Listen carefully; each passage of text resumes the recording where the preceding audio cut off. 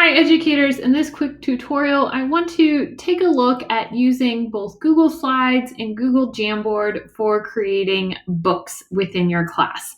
Now both seem rather simple, and when you approach them you may not think, they're not really book creating tools. They don't really have a lot of fun features in them, but I do think that there is enough available that students can create some really powerful books.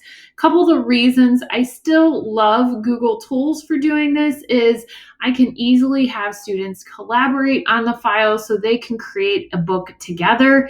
I don't have to worry about students getting into any other accounts, and for the most part, they can utilize all the different features of the app without any extra cost.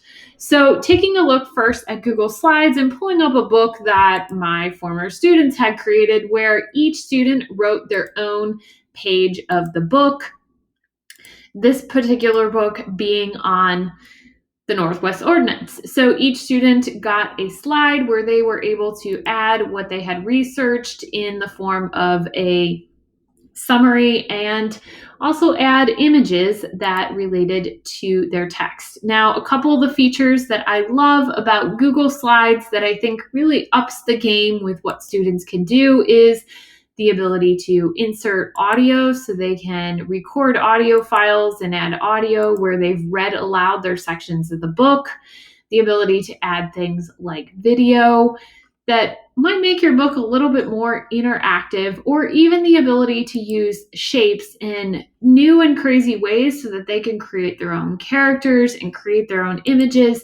If you're interested in learning more about that, be sure to head over to our module on learning how to create with Google tools, or check out Tony Vincent's Shapegrams. He gives you lots of tips and tricks on how to create with shapes. You can reach out to me if you want to know more.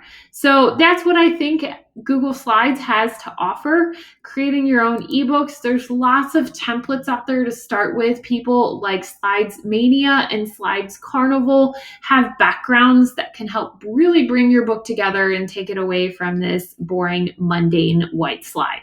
In addition, when the user wants to see the book, they simply have to click Present.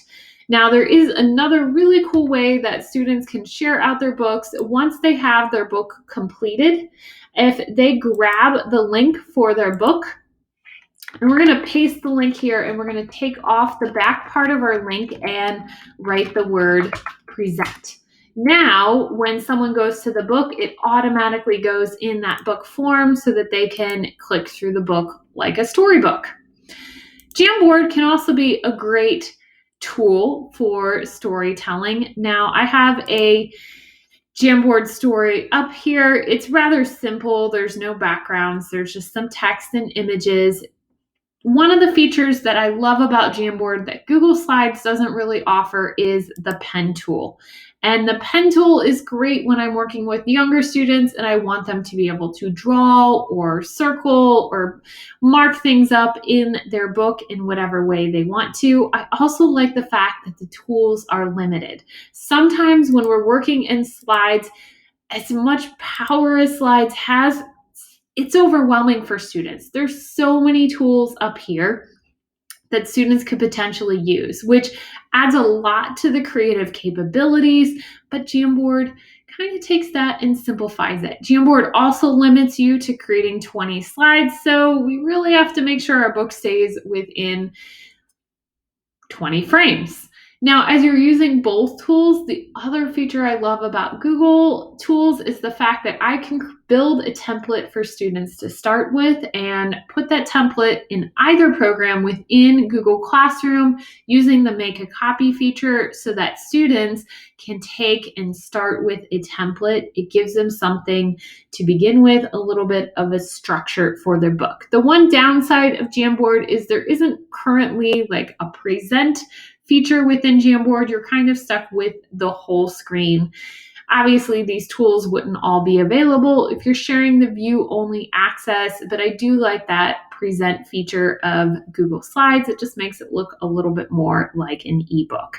So go ahead and play around, try creating a book, try adding your own features or head over to a site like Slidesmania to get some backgrounds and some ideas on where you might want to get started.